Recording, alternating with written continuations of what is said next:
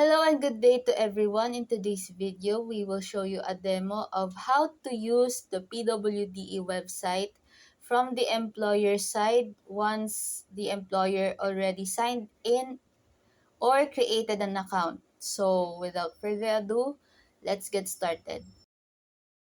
The first page or interface you're seeing right now on your screen is the employer's dashboard, where you can see the Create New Post menu, the menus at the top right corner of the page, the map feature that is currently blurred, and soon your job postings. But since you're new to your account, you will see it as empty for now or no job post yet. So the first thing that we will show you is how to create a new post for a job. First, click Create New Post.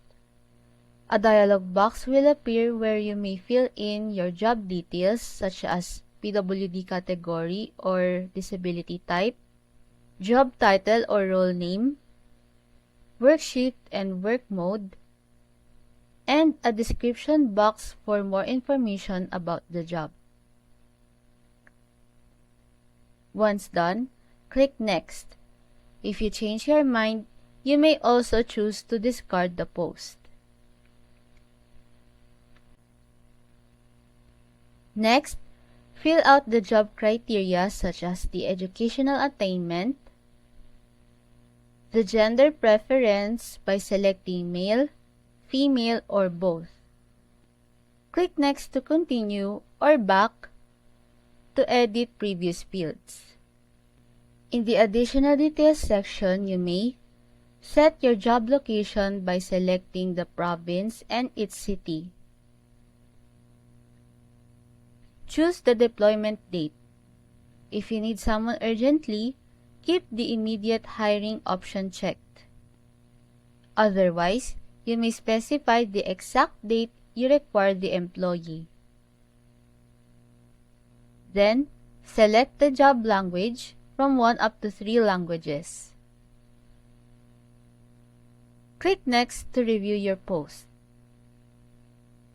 Once everything looks good, click Create New Post button. You will see then a confirmation that your job post has been successfully created. After you created the job post, let us explore the map feature and how it works with your job posting soon. To begin, click on one of your created job posts. If there are no applicants that meet the criteria you set, a message will appear indicating that no matches were found for your job post. However, if there are applicants who match your posting, a map will appear on your screen. This map will display a pin showing the preferred job location of each applicant. When you click a pin, a mini profile will pop up, allowing you to either view applicants in more details or send a request to connect with them. Viewing the profile provides key details such as educational attainment, PWD category, work preferences, including date, availability, and work mode. You will see also a matching percentage showing how closely the applicant aligns with the requirements of your job post. From here, you may choose to click the request button to reach out to the applicant. This will send them a notification. If they accept, you will be able to start messaging each other. Use the bookmark button to save the applicant for future reference. The next feature we will show you is how to use the message tab in the system when you want to accept or message an applicant. To contact or accept applicants, go to the message tab at the top right corner of the page.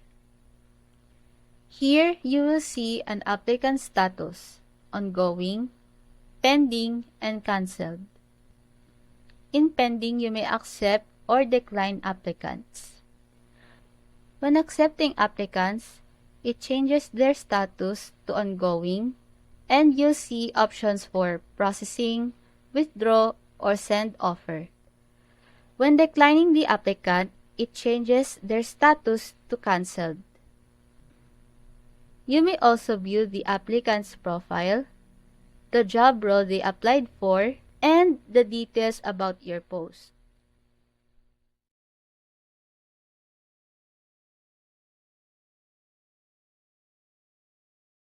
The last feature of our video demo, we will show you to set your job post to inactive. When a job post is inactive, it will no longer appear on the applicant's dashboard or on your own dashboard. To do this, go to the Profile menu in the top right corner of the page. Choose Post List. In the Post List menu, you will see filters for all, active or inactive posts, and search by role name or the ID of your job post. Look for your job post, open its menu or drop-down menu, and choose Set to Inactive option.